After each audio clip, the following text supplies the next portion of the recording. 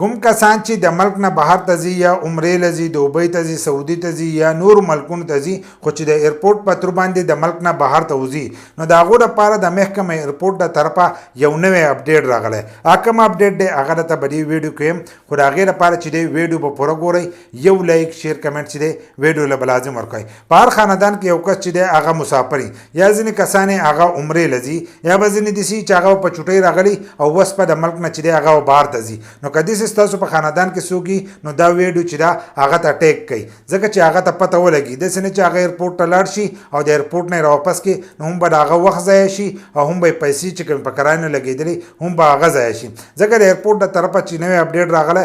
اوس چې تاسو د ملک نه بهر ته وځئ نو د هغې دپاره به تاسو ځان له پولیو سرټیفیکیټ چې دی دا به جوړوئ څنګه چې به تاسو ځان نه مخکې د پولیو سرټیفیکیټ جوړو خو مخکینی د پولیو سرټیفیکیټ چې دی هغه به کمپیوټرایز نه و او تاسو له کاغذ درکو نو تاسو به د هغې په تر باندې چې دی د ملک نه بهر ته وتی شوئ اوس په دغه سرټیفیکیټ چې دی دا به تاسو ځان له اوس کمپیوټرایز جوړوئ لکه څنګه چې به کرونا سرټیفیکیټ چې دی هغه به جوړېدلو او تاسو به د هغې په تر باندې چې دی د ملک نه بهر ته وتلی نو اوس په دغه تاسو ځان له هم کمپیوټرایز چې دی دغه به ځان له جوړوئ د نادرانه بل دا چې دغه سرټیفیکیټ چې دی آنلاین هم جوړیږي خو کم کسان چې دا سرټیفیکیټ جوړي چې دا ځان له 4 هفتې مخکې جوړ کړي نو د هغې نه وروسته به تاسو د ملک نه چې دی بهر ته وتلی شئ لکه اوس تاسو ځئ نو 4 هفتې مخکې به دغه سرټیفیکیټ ځان هم مخکې جوړوئ لکه 28 ورځې راځي یو میاشت مخکې چې دغه سرټیفیکیټ تاسو ځان له جوړ کړئ نو د هغې نه وروسته به تاسو د ملک نه چې دی بهر ته وتی شئ ځینې کسان به چې اوس چې موږ کم د ملک نه بهر ته وځو موږ به چل کوو نو د هغو لپاره چې دی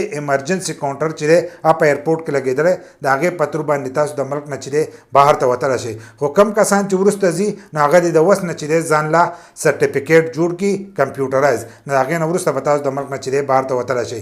نو د پولیو سرټیفیکیټ چې دی دا تاسو ځان له آنلاین هم جوړولی شئ که آنلاین نه درځي نو تاسو په نادره کې چې دی هم دغه سرټیفیکیټ جوړولی شئ او په خپل موبایل باندې څنګه چې د کرونا سرټیفیکیټ جوړېدو دغه شان تاسو ځان د پولیو سرټیفیکیټ چې دی هغه هم جوړولی شئ که کم کسان وایي چې په دې باندې ویډیو جوړ کړه نو په دې باندې به درته هم ویډیو جوړ کړم ښه په اسانو باندې چې دی تاسو ځان له کمپیوټرایز پولیو سرټیفیکیټ چې دی هغه تاسو جوړولی شئ که دا ویډیو مو خوښه شي نو یو لایک شیر کمنټ چې دی دې ویډیو له لازم ورکړئ د داسې نور ویډیوګانو دپاره زموږ د فیسبوک پیج هم د ځان سره فالو کړئ او یوټیوب چینل چې دی هغه هم د ځان سره سبسکرایب کړئ